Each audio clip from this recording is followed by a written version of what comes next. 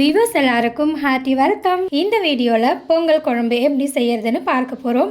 இந்த பொங்கல் குழம்பு பார்த்திங்கன்னா நிறைய காய்கறிகள்லாம் சேர்த்து ஃப்ரெஷ் மசாலாலாம் அரைச்சி செய்கிறதுனால டேஸ்ட்டு அட்டகாசமாக இருக்கும். இந்த பொங்கல் குழம்பு பொதுவாக இந்த வெள்ளை பொங்கல் செய்வாங்க இல்லையா, பால் சேர்த்து அந்த பொங்கலுக்கு சைட் டிஷ்ஷாக வச்சுப்பாங்க. ஆனால் இந்த பொங்கல் குழம்பை இந்த மாதிரி அந்த வெள்ளை பொங்கலுக்கு மட்டும்தான் சைட் டிஷ்ஷாக வச்சுக்கணுமா கேட்டிங்கன்னா அப்படிலாம் இல்லை. நம்ம இந்த குழம்பை தோசைக்கு சைட் டிஷ்ஷாக வச்சுக்கலாம், ஒயிட் ரைஸ்க்கு சொல்லவே வேண்டாம், சூப்பராக இருக்கும். வெண்பொங்கலுக்குமே இதை நம்ம சைட் டிஷ்ஷாக வச்சுக்கலாம். இந்த பொங்கல் குழம்பு பிடிச்சிருந்ததுன்னா மறக்காமல் லைக் போட்டுருங்க. நம்ம சேனலில் அப்லோட் பண்ணுற வீடியோஸ்லாம் பார்க்குறதுக்கு சப்ஸ்கிரைப் பண்ணி பெல் பட்டனை அழுத்தி வச்சுக்கோங்க. இப்போ வாங்க இந்த பொங்கல் குழம்பை எப்படி செய்கிறதுன்னு பார்க்கலாம்.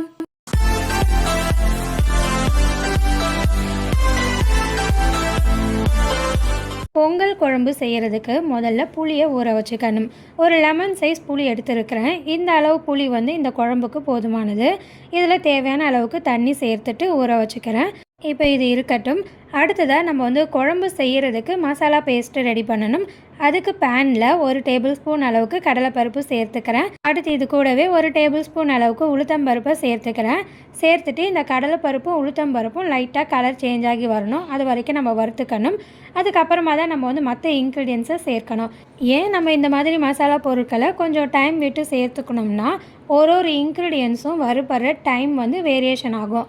அதனால மொத்தமாக சேர்த்து நம்ம வறுக்கும் போது சீக்கிரமாக வறுபடுற இன்க்ரீடியன்ஸ் கருகி போயிட்டு நம்மளோட மசாலா நல்லா வராது. அதனால தான் நம்ம இந்த மாதிரி 1 by 1 மசாலா பொருட்களை சேர்த்துக்கணும். இப்போ இந்த உளுத்தம்பருப்பும் கடலைப்பருப்பும் பார்த்தீங்கன்னா கொஞ்சம் லைட்டாக கலர் சேஞ்ச் ஆகி வர்றதுக்கு ஆரம்பிச்சிருக்கு. இந்த டைமில் அடுத்த இன்க்ரீடியன்ஸை சேர்த்துக்கணும். 1 டேபிள் ஸ்பூன் அளவுக்கு பச்சரிசி எடுத்து வச்சுருக்கிறேன். அதை இப்போ இதில் சேர்த்துக்கிறேன். சேர்த்துட்டு வறுத்துக்கிறேன். இப்போ இந்த பச்சரிசி வறுக்கிறது பார்த்திங்கன்னா கலர் சேஞ்ச் ஆகிற அளவுக்குலாம் வறுக்கக்கூடாது. பச்சரிசி நல்லா பொரிஞ்சு வரணும், அது வரைக்கும் நம்ம இதை வறுத்துக்கிட்டாவே போதும். நம்ம சேர்த்த பச்சரிசி நல்லா பொரிஞ்சு வந்துடுச்சு. இப்போ இதில் 1 டீஸ்பூன் அளவுக்கு மிளகு சேர்த்துக்கணும். அடுத்து இது கூடவே 1 டீஸ்பூன் அளவுக்கு சீரகத்தை சேர்த்துக்கணும். சேர்த்துட்டு இப்போ இந்த மிளகு சீரகம் சேர்த்ததுக்கு அப்புறமா நம்ம இந்த மசாலாவை 1 நிமிஷத்துக்கு மட்டும் வறுத்துக்கிட்டாவே போதும். 1 நிமிஷத்துக்கு நல்லா வறுத்ததுக்கு அப்புறமா இதில் 1/2 டீஸ்பூன் அளவுக்கு கடுகு சேர்த்துக்கணும்.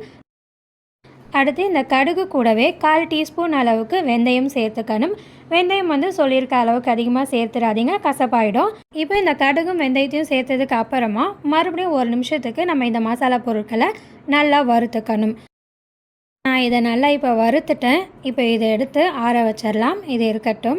அடுத்ததாக பொங்கல் குழம்பு செய்கிறதுக்கு தேவையான காய்கறிகள் என்னென்னு பார்த்துடலாம். இந்த பொங்கல் குழம்பு செய்கிறதுக்கு நாட்டு காய்கறிகளை தான் நம்ம எடுத்துக்கணும். அது மட்டும் இல்லை, இந்த குழம்பு செய்கிறதுக்கு காய்கறிகளை எடுத்துக்கிற எண்ணிக்கை பார்த்தீங்கன்னா ஒத்த நம்பரில் முடிகிற மாதிரி தான் காய்கறிகளை எடுத்துப்பாங்க. நான் இன்றைக்கி 9 வகையான காய்கறிகளை எடுத்துருக்கிறேன். உங்களுக்கு இன்னும் அதிகமான காய்கறிகளோட எண்ணிக்கை சேர்க்கணும்னு விருப்பப்பட்டீங்கன்னா சேர்த்துக்கங்க. ஆனால் நாட்டு காய்கறிகளை சேர்த்துக்கங்க. இப்போ நான் இந்த பொங்கல் குழம்பு செய்கிறதுக்கு 100 கிராம் முருங்கைக்காய் எடுத்துருக்கிறேன். அடுத்ததாக வாழைக்காய் எடுத்துருக்கிறேன். இந்த வாழைக்காய் பார்த்திங்கன்னா சின்ன சைஸாக இருக்கிறதுனால 1 எடுத்துருக்கிறேன். வாழைக்காய் நல்லா பெருசாக இருந்தால் பாதி கூட நீங்கள் யூஸ் பண்ணிக்கோங்க. அடுத்தது அவரைக்காய், இது ஒரு 100 கிராம் அளவுக்கு இருக்கும். அடுத்து சக்கரவள்ளி கிழங்கு, இதுவும் 100 கிராம் அளவுக்கு எடுத்துருக்கிறேன். அடுத்ததாக கத்திரிக்காய், இது 150 கிராம் அளவுக்கு எடுத்துருக்கிறேன். அடுத்து கருணைக்கிழங்கு, இது 200 கிராம் அளவுக்கு இருக்குது. அடுத்து ஒரு துண்டு பரங்கிக்காய், இதுவும் பார்த்திங்கன்னா 150லேருந்து 200 கிராம் அளவுக்கு இருக்கும். அடுத்து கொத்தவரங்காய், இதுவும் பார்த்திங்கன்னா 100 கிராம் அளவுக்கு எடுத்துருக்கிறேன். இப்போ இந்த காய்கறி எல்லாத்தையும் நம்ம கட் பண்ணிக்கணும். அடுத்து 1 கப் அளவுக்கு மொச்சை எடுத்துருக்கிறேன்.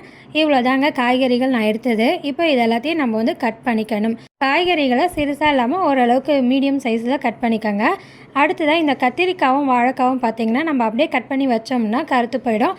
அதனால் தண்ணியில் போட்டு எடுத்து வச்சுருக்கிறேன். இப்போ இது இருக்கட்டும். நம்ம வறுத்த மசாலா ஆறிடுச்சு. இதை அரைக்கிறதுக்காக மிக்சி ஜாரில் எடுத்துக்கிறேன். அடுத்து இது கூடவே 1/4 மூடி அளவுக்கு தேங்காவை சேர்த்துட்டு நல்லா பேஸ்ட் பதத்துக்கு அரைச்சிக்கணும்.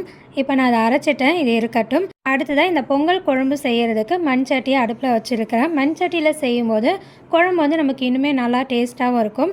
அதனால் மண் சட்டி இருந்ததுன்னா யூஸ் பண்ணிக்கோங்க. நான் இதில் 5 டேபிள் ஸ்பூன் அளவுக்கு நல்லெண்ணெய் சேர்த்துக்கிறேன். நல்லெண்ணெய் சேர்த்தோம்னா புளி சேர்க்கறதுனால குழம்புக்கு நல்லா டேஸ்ட்டு கிடைக்கும். அதனால் சேர்த்துருக்கிறேன். நல்லெண்ணெய் விருப்பம் இருக்கவங்க சேர்த்துக்கங்க. அப்படி இல்லைனா ரெகுலராக யூஸ் பண்ணுற குக்கிங் ஆயில் சேர்த்துக்கங்க.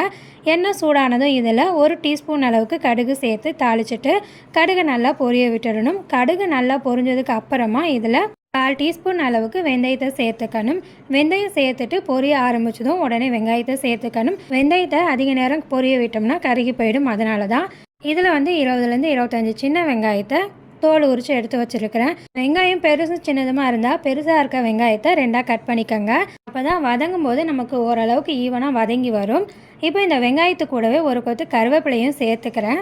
சேர்த்துட்டு இந்த வெங்காயத்தை நான் வதக்கிக்கிறேன்.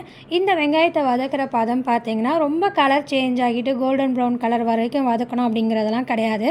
கொஞ்சம் லைட்டாக கலர் சேஞ்ச் ஆகி வரும் இல்லையா, அந்த பதத்துக்கு மட்டும் நம்ம இதை வதக்கிக்கிட்டாவே போதும். இப்போ இந்த வெங்காயம் பார்த்திங்கன்னா ஓரளவுக்கு நல்லா கலர் சேஞ்ச் ஆகி வர்றதுக்கு ஆரம்பிச்சிருச்சு. இந்த டைமில் தக்காளியை சேர்த்துக்கணும். நல்லா பழுத்த தக்காளியாக 2 தக்காளியை எடுத்துகிட்டு இந்த மாதிரி பொடியாக கட் பண்ணிவிட்டு சேர்த்துக்கங்க. நான் இப்போ இதில் சேர்த்துக்கிறேன். சேர்த்துட்டு இந்த தக்காளி நல்லா மசிஞ்சு வதங்கி வரணும். அது வரைக்கும் நான் இப்போ இதை வதக்கிக்கிறேன். தக்காளி நல்லா வதங்கி வந்துடுச்சு. அடுத்ததாக இதில் நம்ம வந்து காரத்துக்கு தேவையான மிளகாத்தூளை சேர்த்துக்கணும். நான் வந்து 4 டேபிள் ஸ்பூன் அளவுக்கு மிளகாத்தூள் எடுத்துருக்கிறேன். இது வந்து நம்ம வீட்டில் அரைச்ச மிளகாத்தூள் தான் நான் எடுத்துருக்கிறேன். நீங்களும் வீட்டில் யூஸ் பண்ணுற மிளகாத்தூளை சேர்த்துக்கங்க. தனி மிளகாத்தூள் சேர்த்திங்கன்னா 2 டேபிள் ஸ்பூன் அளவுக்கு மிளகாய்த்தூள், 3 டேபிள் ஸ்பூன் அளவுக்கு தனியாத்தூள் சேர்த்துக்கங்க. அடுத்து இது கூடவே 1/4 டீஸ்பூன் அளவுக்கு மஞ்சள் தூள் சேர்த்துக்கிறேன். சேர்த்துட்டு இப்போ இதோட பச்சை வாசனை போகிறதுக்கு நல்லா வதக்கிக்கிறேன். மிளகாத்தூளோட பச்சை வாசனை போனதுக்கப்புறமா இதில் நம்ம கட் பண்ணி வச்சுருக்கிற வெஜிடபிள்ஸை சேர்த்துக்கணும். நான் இப்போ இதில் சேர்த்துக்கிறேன். இன்னும் நான் இதில் மொச்சை சேர்க்கவே இல்லை. பார்த்தீங்கன்னா இந்த மண் சட்டி ஃபுல்லாகவே காயாக இருக்குது. மிக்ஸ் பண்ணி விடுறதுக்கு கொஞ்சம் கஷ்டமாக இருக்கும். அதனால் இப்போ இதில் தேவையான உப்பு சேர்த்து மிக்ஸ் பண்ணி விட்டுட்டு அதுக்கப்புறமா நான் மொச்சை சேர்த்துக்கிறேன். உப்பு இந்த காய்க்கு தேவையான அளவு மட்டும் சேர்த்துக்கங்க. அடுத்ததாக இதில் இந்த காய் வேக வைக்கிறதுக்கு 2 கப் அளவுக்கு தண்ணி சேர்த்துக்கிறேன். இப்போ இந்த காய்கறியில் உப்பு காரம்லாம் நல்லா மிக்ஸ் ஆகிறதுக்காக நல்லா கலந்து விட்டுக்கிறேன். இப்போ இந்த காய் எல்லாத்தையும் நான் நல்லா கலந்து விட்டுட்டேங்க. அடுத்ததாக இதில் மொச்சை சேர்த்துக்கிறேன். நீங்கள் யோசிக்கலாம், இதை வேறு எதுக்கு தனியாக சேர்த்து மிக்ஸ் பண்ணிக்கணும், ஒன்றா சேர்த்து மிக்ஸ் பண்ணியிருக்கலாமேன்னு. அது ஒன்றும் இல்லை, மேலே நம்ம மேலும் மேலும் கொட்டிட்டு மிக்ஸ் பண்ணும்போது கீழே கொட்டுறதுக்கான சான்சஸ்லாம் இருக்குது. அதனால தான் கொஞ்சம் சேஃப்டியாக இந்த வேலையை பார்த்துருக்கேன். இப்போது நம்ம சேர்க்க வேண்டிய எல்லா காய்கறிகளையும் சேர்த்துட்டு நல்லா மிக்ஸ் பண்ணி விட்டாச்சு. அடுத்ததாக நம்ம இந்த காய்கறிகளை நல்லா சாஃப்ட் ஆகிற வரைக்கும் வேக வைக்கணும்.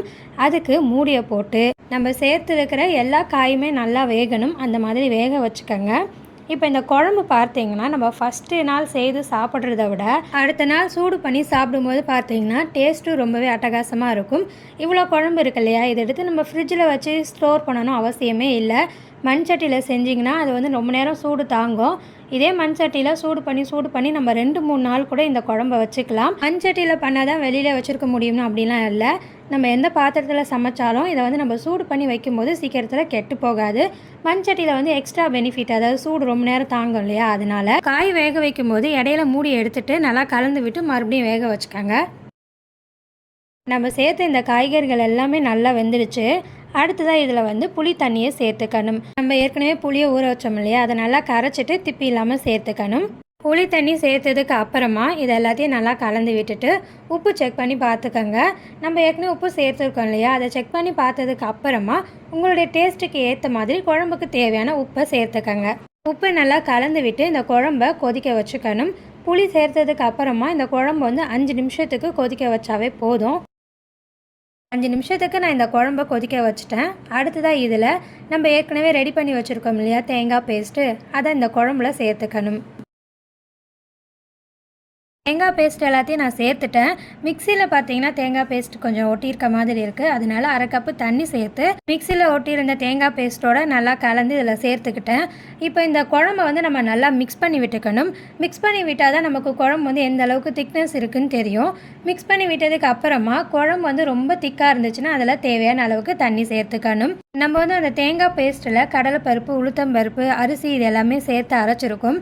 அதனால குழம்பு வந்து நல்லா திக்காக கிடைக்கும். ஸோ நீங்கள் வந்து குழம்புக்கு எவ்வளோ திக்னஸ் வேணுமோ அதுக்கேற்ற மாதிரி தண்ணி சேர்த்துக்கோங்க.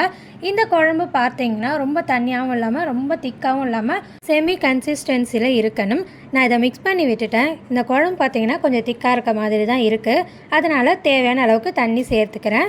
தேங்காய் பேஸ்ட்டு சேர்த்ததுக்கு அப்புறமா குழம்ப நம்ம ரொம்ப நேரம் கொதிக்க வைக்க தேவையில்ல. 3 நிமிஷத்துக்கு கொதிக்க வச்சாவே போதும். 3 நிமிஷத்துக்கு கொதிக்க வச்சுட்டு அடுப்பை ஆஃப் பண்ணிவிட்டு வாசனைக்காக ஒரு கொத்து கருவேப்பிலை, கொஞ்சம் போல் கொத்தமல்லி தூவிட்டு மிக்ஸ் பண்ணி விட்டிங்கன்னா நம்மளுடைய ட்ரெடிஷ்னல் பொங்கல் குழம்பு ரெடி. இந்த வீடியோ பிடிச்சிருந்ததுன்னா மறக்காமல் லைக் பண்ணுங்கள். நம்ம சேனலில் அடுத்து அப்லோட் பண்ணுற வீடியோஸ்லாம் நீங்கள் பார்க்கணுன்னா அதுக்கு சப்ஸ்கிரைப் பண்ணி பெல் பட்டனை அழுத்தி வச்சுக்கோங்க. அடுத்த நல்ல ஒரு ரெசிபி வீடியோவில் பார்க்கலாம். நன்றி, வணக்கம்.